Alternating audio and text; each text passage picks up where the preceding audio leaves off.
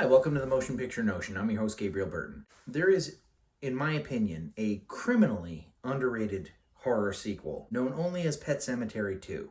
To be fair, it's not as good as the original. A lot of people criticize Pet Sematary 2 for being kind of like campy and just not as like quality of a horror movie. And I mean, to some degree, yes, that's a fair argument, but Mary Lambert, who directed, by the way, both films, I respect the shit out of the fact that she tried to do something a little bit different. And also, not for nothing, it's not as though Pet Sematary 2 is really like an offense to the genre, you know what I'm saying? I mean, like, even the character of Clyde and stuff like that, it goes with the whole Stephen King trope of like there being a bully, which honestly was absent in the first Pet Sematary. I like the fact that they used a dog. So I would assume that the reason why Stephen King didn't have it be a dog that goes nuts at the Pet Cemetery is because he had already written Cujo and he didn't want to retread too much. It was a creepy little bastard cat, not for nothing, but it's a freaking cat. This movie is, like the first one, well directed, competent actors across the board. In fact, Clancy Brown, I would say that I wouldn't say that this is my favorite performance of his, but next to the Kurgan and Highlander, I would actually say that this is his most like entertaining role ever. It hits all the right beats. He's a little darkly comedic. It just hits the exact level that the movie needs. I will also say that like when people think 90s horror, they think like, Scream, I Know What You Did Last Summer. But like in terms of the early 90s, I'm talking like the grunge era, okay? There is no fairer representation via music and just style than Pet Sematary 2. It really was a film of the time. The thing is, the first Pet Sematary is such a dark story, and it's so dark and disturbing and scary that it's like when you see a sequel that introduces a little bit of camp, by comparison, I suppose it fails, but I mean, that's what critics at least seem to think, but I disagree. I think that the camp was very welcome. They didn't overdo it. And I mean, the theme of the whole movie is actually still quite dark. Even the character of Jeff, you totally sympathize with him, and you actually sympathize with his father, too. This movie cares about its characters. Right in the beginning, after Jeff's mom dies and they're moving to this, to the old Creed house, they have a young housekeeper who's, hot.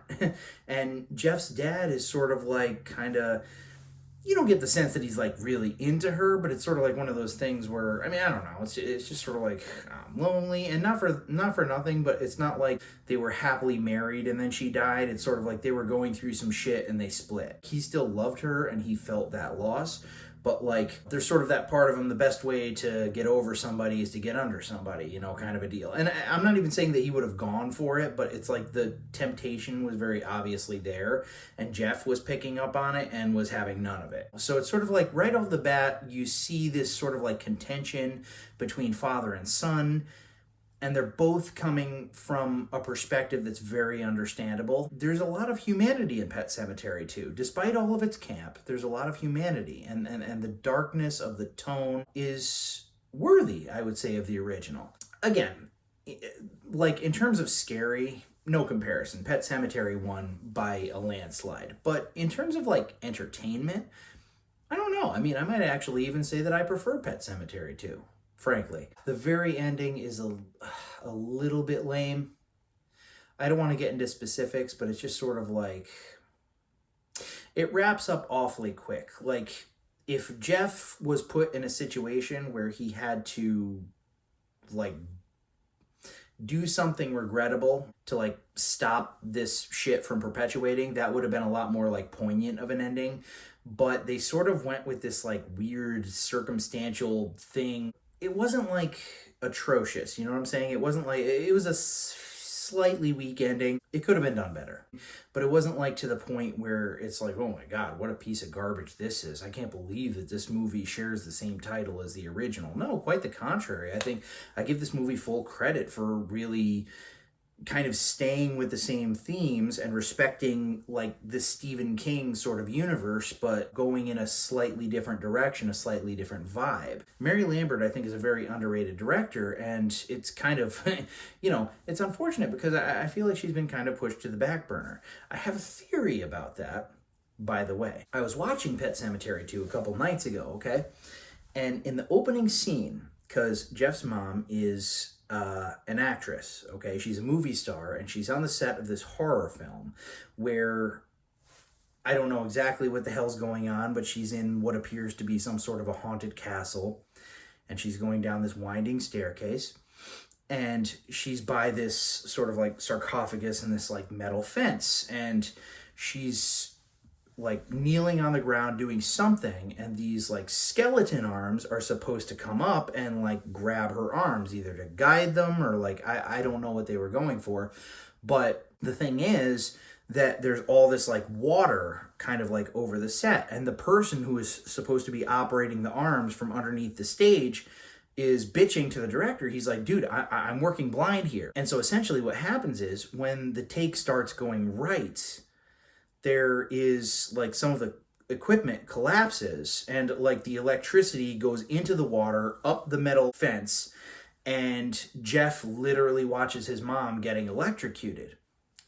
Now, an observation that I made the last time I was watching this, mind you, I was drunk and high, but, and I checked this when I was sober, the director looks eerily like John Landis, the director of An American Werewolf in London. And when I kind of registered that in my brain, I looked at the scene and I was like, oh shit. And it harkened me back to, and I've done a video about this, the first episode of season 2, Twilight Zone, the movie. The John Landis portion of that was with Vic Morrow and those 2 kids. And it was supposed to take place in Vietnam, but they were in like sort of a closed set, but they had an actual helicopter hovering and all these explosions and shit going on. And the tech crew told John Landis, like, hey man, this is really dangerous what you're trying to do here. Like all the hot air, like in a very close like proximity. There's a lot of shit that could go wrong with this. And John Landis was like, no, we're going to get the shot. So they're trying to get the shot where Vic Morrow has these 2 kids under his arms, and he's trying to get across this movie set river, and there's a helicopter hovering overhead. Well, all of a sudden, there's an explosion, and the hot air sends the helicopter topside and decapitates all 3 of them, like, instantaneously. I mean, it was an accident, but it was a foolish accident, and he spent 3 years in court trying to fight this, and I mean, eventually obviously got off. But you know, I'm like looking at how much this director looks like John Landis, and I'm looking at the circumstances of the scene, and I'm sort of like, I don't know, man, I'm getting like the really heavy vibes that was like a dig she was taking at him. So I looked into it a little bit, and John Landis directed the most popular music video of the 80s, which was Michael Jackson's Thriller. I mean, the dude's a good director, but the funny thing is, and I checked 2 sources for this, the second like highest rated or second most popular music video from the 80s was like a prayer from Madonna, which Mary Lambert in fact directed. And when I saw that, I was kind of like, oh shit, like she was throwing shade, and not like a friendly, like, you know, Sam Raimi, Wes Craven, Don Coscarelli, like making nods to one another kind of a thing. This is like, no, this guy's a piece of shit. I do really believe, it is my hypothesis, that Mary Lambert was pointing this movie at John Landis. I really think that was the case. And when I found out about those 2 music videos, his first and her second, I was like, oh dude, there's virtually no shadow of a doubt. And I mean, I tried to look it up. I tried to look up other videos about like some sort of a feud between them or anything like that. Nope.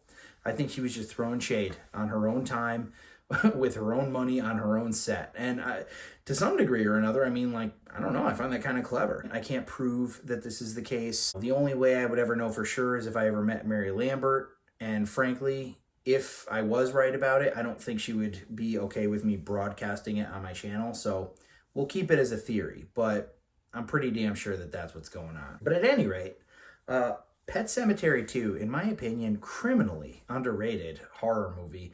Great representation of the early 90s, of the grunge era. Fits very well into like the Stephen King universe. Like if Stephen King had actually written a sequel to Pet Sematary, I could have seen it being similar, you know, what with the bullying and yada yada. Obviously the first one is better, but the second one is a pretty damn it's a swing for the fences. And it's not a swing and a miss. It's not a home run, but it's not a swing and a miss either. So if anybody hasn't seen Pet Sematary 2, I would definitely highly recommend checking it out. It's overall just kind of a fun movie. So that's my opinion.